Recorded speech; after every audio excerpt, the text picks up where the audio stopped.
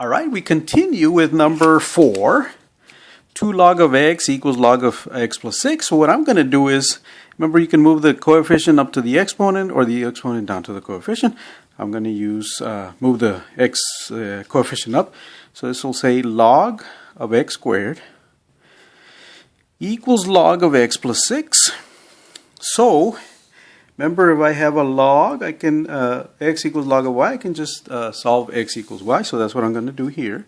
I'm going to solve x squared equals x plus 6. It's a quadratic, so I want to make it equal to 0. Oops. This will be x squared minus x minus 6 equals 0. If I factor, that's x minus 3 times x plus 2 equals 0. If you remember your zeros and your factors, x would be 3 or negative 2.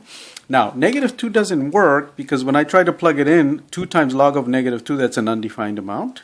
Log of negative 2 does not exist. If I try 3, x equals 3, 2 times log of 3, yeah, is log of 3 plus 6. So 3 plus 6 is 9, which is 3 squared, right? And I can either move this 2 up and say that's log of 9 equals log of 9, or 2 times log of 3 equals 2 times log of 3, whichever way checks out. So x equals 3 is a good answer. All right. This one up here, don't forget, if you're asked to estimate, then you estimate. If not, then you don't estimate. All right. That was number 2, by the way. All right, number 6, log base 2 of x plus 5 equals 4. Remember, log base 2 of a equals x means x 2 to the x power equals x plus 5. Is that 2 to the x power equals x plus 5? Yep. So I'm just going to write it as an exponential. I have a logarithm. I'm going to write it as an exponential.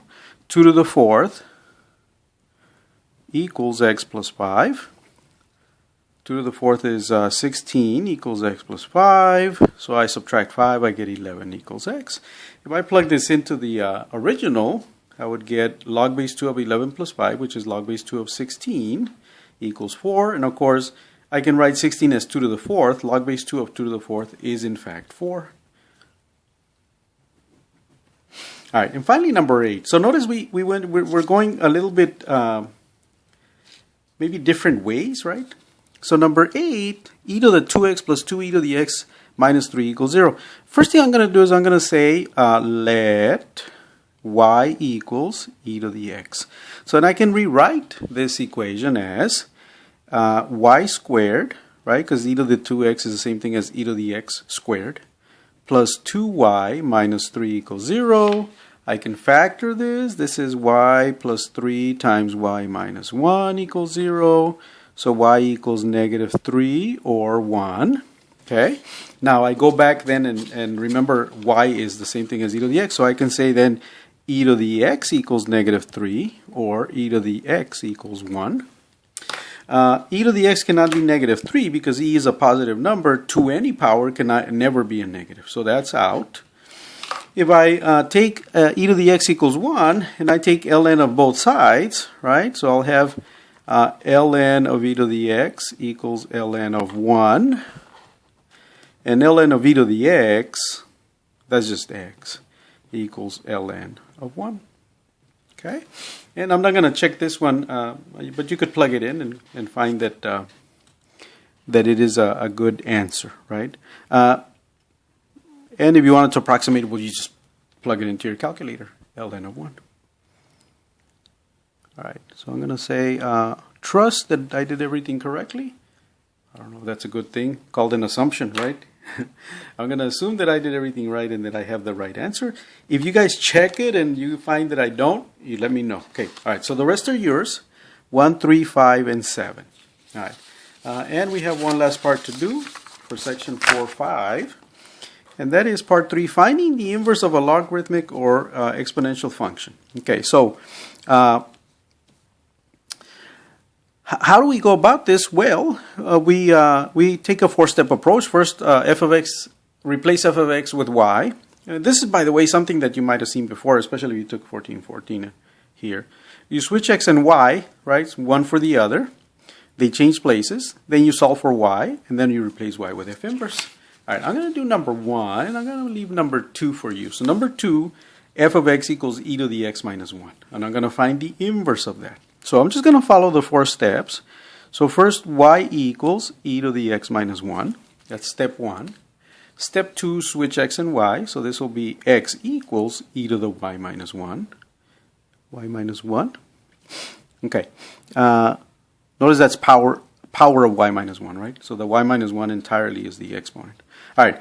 To solve for y, because it's e to the y minus 1, y is in the exponent, so I'm going to take natural logarithm. So that'll be ln of x equals ln of e to the y minus 1. Of course, ln of e to the anything is just the anything power, right? Ln of e to any power is just that power.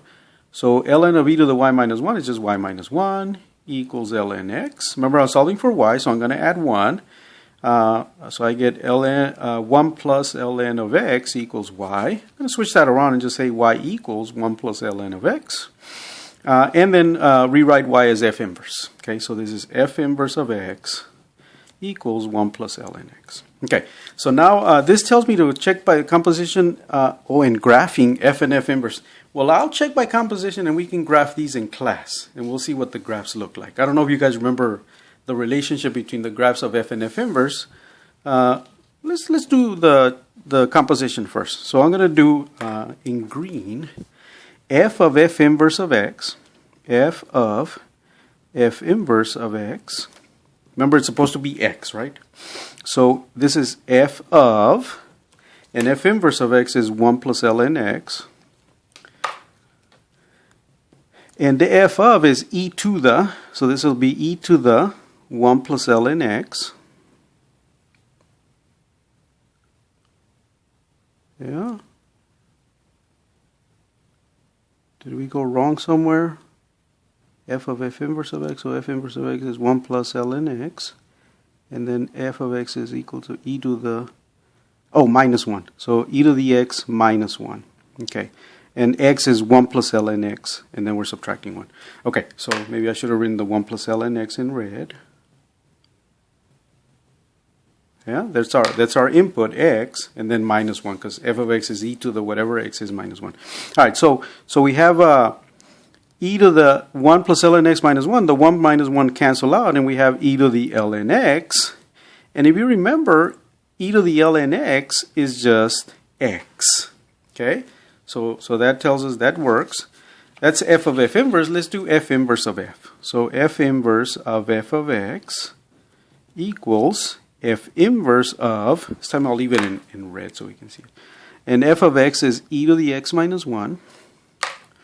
And f inverse is 1 plus ln x. So it's 1 plus ln of e to the x minus 1. That's our input. That's what replaces x. Equals, all right, so ln of e to the x minus 1 is just x minus 1. So this will be 1 plus x minus 1. And 1 plus x minus 1 is just x. So that checks also. Okay, so that we have not only found f inverse of x, we have actually proven that it is the correct, the inverse. That we found the inverse. All right, so I'm going to leave number 2 for you. Number 2, you're going to find f inverse. And for number 2, f of x equals log base 2 of x minus 3. All right, and don't forget to follow those steps. All right, this will be the end of sections 4.4 and 4.5.